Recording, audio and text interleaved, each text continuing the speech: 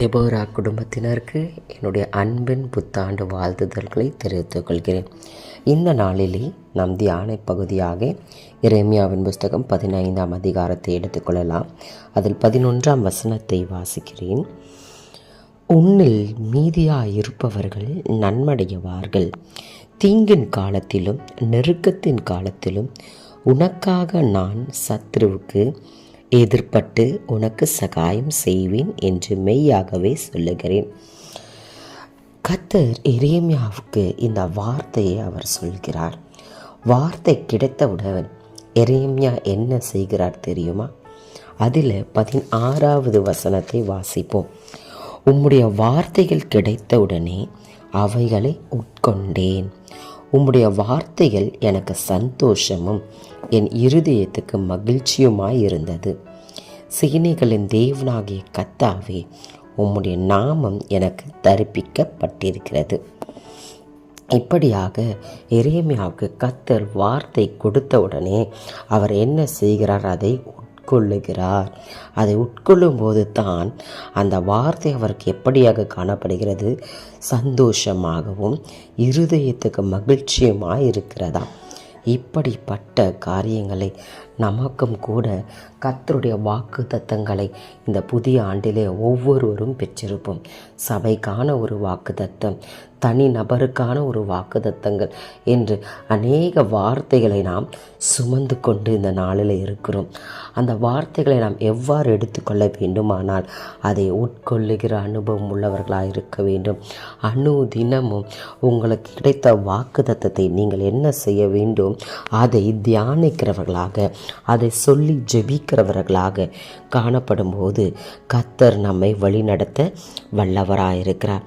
இந்த வசனத்தின்படியாக அதே அதிகாரத்தில் 19ஆம் வசனத்தில், நீ திரும்பினால் நான் உன்னை திரும்ப சீர்படுத்துவேன். அவர் எப்படியாக மனம் திரும்பி வருகிறவர்களுக்கு அவர் சீர்படுத்துகிற தேவனாக இருக்கிறார். நம்மை சீர்படுத்துகிற தேவன் மாத்திரமல்ல, அவர் எப்படியாக என் முகத்துக்கு முன்பாக நிலைத்தும் இருப்பாய். அவருக்கு தேவனுக்கு முன்பாக நாம் எப்படியாய் காணப்படுவோம்? நிலைத்து நிற்கிற அனுபவத்தை கர்த்தர் நமக்கு கொடுப்பார். நீ தீர்ப்பானது நின்று விலையேற பெற்றதை பிரித்தெடுத்தால் என் வாய் போல் இருப்பாய். எப்படியாக அந்த தீர்ப்பானது இருந்து விலையேற பெற்றதுன்னா நமக்கு எல்லாருக்கும் தெரியும். தேவனுடைய வார்த்தைகள் அவைகள் ஒன்றுக்கும் ஈடு இணை இல்லாததாய் காணப்படுகிறது. இந்த வேதத்தின் வார்த்தைகளை நாம் பிரித்தெடுக்கும் போது நாம் எப்படியாக காணப்படுகிறோமா? கர்த்தருடைய வாயாக நாம் காணப்படுகிறோம். நீ அவர்களிடத்தில் திரும்பாமல் அவர்கள் உன்னிடத்தில் திரும்புவார்கள். யார்? சத்துருக்கள் உன்னிடத்தில் திரும்புவார்கள். இப்படியாக கர்த்தர் நமக்கு இந்த நாளிலே ஒரு காரியத்தை அவர் தெரிவித்துக் கொள்கிறார். அது 20ஆம் வசனத்தில், உன்னை வெண்கல அலங்கமாக்குவேன். அவர்கள் யுத்தம் பண்ணினாலும் மேற்கொள்ள மாட்டார்கள். உன்னை ரட்சிப்பதற்காகவே உன்னை தப்பிப்பதற்காகவும் நான் உன்னுடனே இருக்கிறேன். உன்னை தப்புவித்து விடுவிக்கிற தேவனாயிருக்கிறார். அவர் சர்வ வல்லமையுள்ள தேவன், சீர்படுத்துகிற தேவனாயிருக்கிறார். அவர் நம்மை தப்புவித்து விடுவிக்கிற தேவனாயிருக்கிறார். கர்த்தர் இந்த வாக்கு தத்தத்தை எப்படியாக சொல்கிறார்? 11ஆம் வசனத்தின் முடிவிலே நாம் வாசிக்கிறோம், என்று மெய்யாகவே சொல்லுகிறேன். வேதத்தில் எங்கே எல்லாம் மெய்யாகவே என்று எழுதப்பட்டிருக்கிறதோ அது 100% நம் வாழ்வில் அது நடக்கும். விசுவாசிக்கிறோமா? உண்மையாகவே நாம் ஒரு வார்த்தைக்கு அழுத்தம் கொடுப்போமானால் அது ஒரு நிச்சயமான ஒரு வார்த்தையாய் காணப்படுகிறது. இப்படித்தான் தேவன் நமக்கு இந்த வாக்குத்தத்தத்தை அவர் மெய்யாகவே சொல்லியிருக்கிறார். இந்த வார்த்தை நிமித்தமாக, இந்த வசனத்தின் நிமித்தமாக நமக்கு என்ன விதமான ஆசீர்வாதங்கள் கிடைக்கிறதுன்னு பார்ப்போம். இது மீதியாய் இருப்பவர்களை ரெம்னன்ட் என்று சொல்லுவார்கள். REMNANT அப்படின்னா இட் இஸ் லைக் ஒரு புதிய வாழ்வின் பாதுகாப்பு.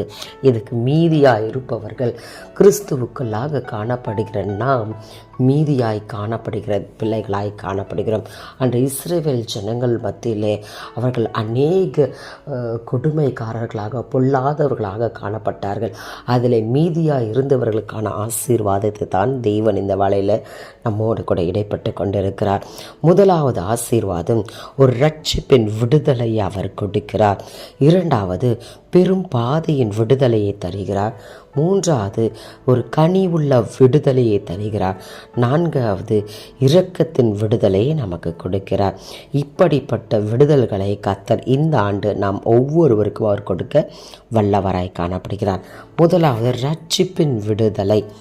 யோவேல் 2:32 கர்த்தருடைய நாமத்தை தொழுது கொள்ளுகிறவன் எவனோ அவன் ரட்சிக்கப்படுவான். யார் கர்த்தருடைய நாமத்தை நாம் எல்லாரும் கர்த்தருடைய நாமத்தை மாத்திரம்தான் தொழுது கொள்ளுகிறோம். ஸோ நிச்சயமாகவே இந்த ஆண்டு நாம் ரட்சிக்கப்படுகிறவர்களாக காணவும் ரட்சிப்பின் விடுதலை உன் வாழ்விலே காணப்படுகிறது.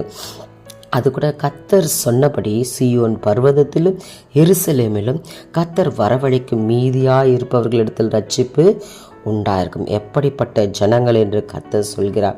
அதே 15ஆம் அதிகாரத்தை 1, 2 வாசித்தோமானால், என் மனம் இந்த ஜனங்கள் பச்சமாய் சாராது, சிறையிருப்புக்கு ஏதுவானவைகள். ஆனால் ரோமர் 10:11 சொல்கிறது, அவரை விசுவாசிக்கிறவன் எவனோ அவன் வெட்கப்பட்டுவதில்லை என்று எழுதப்பட்டிருக்கிறது. அதே ரோமன் 10, 11, 12 இதெல்லாமே வாசித்தோமானால், யூதன் என்றும் இல்லை, கிரேக்கர் என்றும் வித்தியாசமில்லை, யாவருக்கும் ஐஸ்வர்ய பண்ணராய் அவர் காணப்படுகிற தேவனாயிருக்கிறார். யாவருக்கும் கர்த்தரானவர் தம்மை தொழுது கொள்ளுகிறவர்களுக்கு கர்த்தரை நாம் தொழுது கொள்வது மிகவும் அவசியமாய் காணப்படுகிறது. கர்த்தருடைய நாமத்தை தொழுது கொள்ளுங்கள் எவ்வளவு ரட்சிக்கப்படுவார். விசுவாசியாதவர்கள் எப்படி தொழுது கொள்ளுவார்கள்? அவரை குறித்து கேள்விப்படாதவர்கள் எப்படி விசுவாசிப்பார்கள்? பிரசங்கிக்கிறவன் இல்லாவிட்டால் எப்படி கேள்விப்படுவார்கள்? இப்படியாக நாம் ரட்சிப்பின் விடுதலையை முதலாவது பெறுகிறோம். இரண்டாவது பெரும் பாதையின் விடுதலை. ஏசாயா 11:16 இஸ்ரவேல் எகிப்து தேசத்திலிருந்து புறப்பட்ட நாளில் அவர்களுக்கு இருந்தது போல அசிரியாவில் அவருடைய ஜனத்தில் மீதியாய் இருப்பவர்களுக்கு ஒரு பெரும் பாதையாய் இருக்கும். யார் யாரெல்லாம் விசுவாசம் உள்ளவர்களும் அவர்களுக்கு பெரும் பாதை உண்டாயிருக்கு. நாம் எல்லாமே நார்மல் ரோட்ஸை எடுக்கிறத விட ஹைவேஸை நாம் தெரிந்து கொள்ளுவோம். ஏனென்றால் அதோடைய ப்ராடான ஒரு ரோட்ஸ் இருக்கும், ஈஸியாக டிராஃபிக்ஸ் இருக்காது. இப்படிப்பட்ட ஒரு வாழ்வு நம் வாழ்க்கையிலே கர்த்தர் கொடுக்க சித்தமாய் காணப்படுகிறார். நெருக்கத்தின் காலத்திலிருந்து ஒரு விசாலமான பாதையை திறக்கிறார். மோசே தன் ஜனங்களை நடந்து வந்தார்கள். அவர்கள் எத்தனை பேர் அவர்கள் கூடி வந்தவர்கள், அவர்களுக்கு அவ்வளோ 1000 பிள்ளைகள் காணப்பட்டாலும் அவர்களால் நடந்து போவதற்கு ஒரு சிறிய பாதை அந்த இடத்துல இருந்திருக்காது. அது ஒரு விசாலமான ஒரு இடத்தை, ஒரு வனாந்திரம் அவர்களுக்கு தேவைப்பட்டதாய் காணப்பட்டது. ஏசாயா 11:13 கூட வாசிக்கிறோம். அவர்கள் இப்படிப்பட்ட ஜனங்கள் யாராக இருந்தாலும் அவர் என எப்ராயிமை குறித்தும் யூதாவை குறித்தும் அந்த இடத்துல சொல்லப்பட்டு இருக்கிறது. ஒரு சமாதானத்தை கர்த்தர் உண்டு பண்ணுக வல்லவராய் காணப்படுகிறார். கொள்ளையிடத்தக்கதான ஆசீர்வாதத்தை கர்த்தர் தருகிறார். கர்த்தர் நம்ம இந்த ஆண்டு இப்படிப்பட்ட ஆசீர்வாதத்தை அவர் தருவார். நாம் யார்? மீதியானவர்கள் சபைக்கு வருவார்கள். அப்பொழுது தான் பரலோகத்துக்கு போக நாம் பாத்திரவான்களாக முடியும். தெய்வ தூதர்கள் கரங்களை தட்டி நம்மை வரவழைப்பார்கள் என்று எபிரேயர் 12 இதுக்கு ஆதாரமாய் வசனங்கள் காணப்படுகிறது. மூன்றாவது ஒரு கனி உள்ள விடுதலை. 2 ராஜாக்கள் 19:30 யூதா வம்சத்தாரின் தப்பி மீந்திருக்கிறவர்கள் மறுபடியும் கீழே வேர்பட்டு மேலே கணிப்பு எடுக்குவார்கள். அசிரியா ராஜா பயங்கரமான வார்த்தைகளை எசேக்கியாவிடம் சொல்லும்போது ஏசாயா மற்றும் எசேக்கியா கர்த்தரிடத்தில் விண்ணப்பம் செய்கிறார்கள். கர்த்தர் அந்த விண்ணப்பத்தை கேட்டு அவர் மிகவும் ஒரு பிரம்மாண்டமான ஒரு வெற்றியை கொடுத்தார். 1,85,000 பேரை சங்கரித்தது ஒரே ஒரு தூதனை கொண்டு. 2 நாளாகமம் 32:20 இது நிமித்தம் ராஜாவாகிய இசைக்கியாவும் ஆமோத்சின் குமாரனாகிய ஏசாயா தீர்க்கதரிசியும் பிரார்த்தித்து வானத்தை நோக்கி அபயமிட்டார்கள். ஸோ வானத்தை நோக்கி அபயம் விடுகிறவர்களாய் காணப்படும் போது கனி உள்ள ஒரு விடுதலையை அவர் கொடுக்கவராயிருக்கிறார். நினச்சி பார்க்க முடியாததை கர்த்தர் நம் வாழ்விலே செய்வார். அவர் ஆதரித்து நடத்துகிற தேவனாக இருக்கிறார். கர்த்தருக்கென்றும் காணிக்கைகளையும் ராஜாவுக்கு உச்சிதமானவர்களை கொண்டு வந்து அவர்கள் மேன்மைப்படுத்தினார்கள்.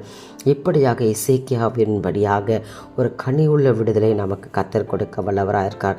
4வது இரக்கத்தின் விடுதலை.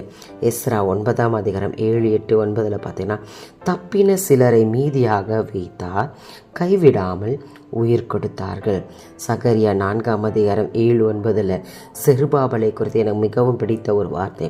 பெரிய பர்வதமே, செருபாபலுக்கு முன்பாக நீ எம்மாத்திரம். வார்த்தையை விசுவாசத்தோடு நாம் பிடித்து கொண்டார். கர்த்தர் உண்மையாகவே அவர் நடத்த வல்லவராயிருக்கிறார். ஆவியினாலே ஆகும் என்ற வார்த்தையின்படியாக கர்த்தர் நம்மை வழிநடத்த சித்தமாய் கடப்படுகிறார். இப்படியாக இந்த ஆண்டு நமக்கு எப்படிப்பட்ட ஒரு விடுதலையை கொடுக்கிறார்?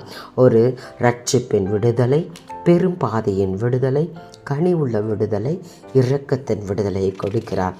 யாருக்கு? மீதியாயிருப்பவர்களுக்கு. என்ன செய்கிறார் மீதியானவர்களுக்கு? தீங்கின் காலத்திலும் நெருக்கத்தின் காலத்திலும் உனக்காக நான் சத்துருவுக்கு எதிர்பட்டு உனக்கு சகாயம் செய்வேன். தேவன் தாமே இந்த வார்த்தைகளை ஆசீர்வதிப்பாராக. நாம் ஜெபிப்போம். பரலோகத்தின் பிதாவே, இதோ தகப்பனே, இந்த நாளிலே பேசப்படுகிற இந்த வார்த்தையை ஆண்டவரே கேட்கிற ஒவ்வொருவருக்கும் நீங்கள் செயல்பட வேண்டும் அப்பா. இது வாக்குதத்தமாய் சொல்லப்பட்டிருக்கிறது. இந்த வார்த்தையை ஒவ்வொருவரும் கிரியை செய்யும்படியாக நீங்கள் உதவி செய்யுங்க. வாழ்க்கையில் ஆசீர்வாதங்களை கட்டளையிடுங்க. தீங்கின் காலத்திலும் நெருக்கத்தின் காலத்திலும் நீங்கள் அவங்களுக்காக காணப்படுகிற தேவனாயிருக்கிறீர், சகாயம் செய்கிற தேவனாயிருக்கிறீர்.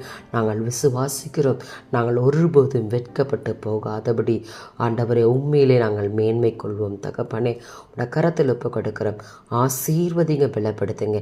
இயேசுவின் மூலம் ஜெபம் கேட்கிறோம் நல்ல பிதாவே, ஆமேன்.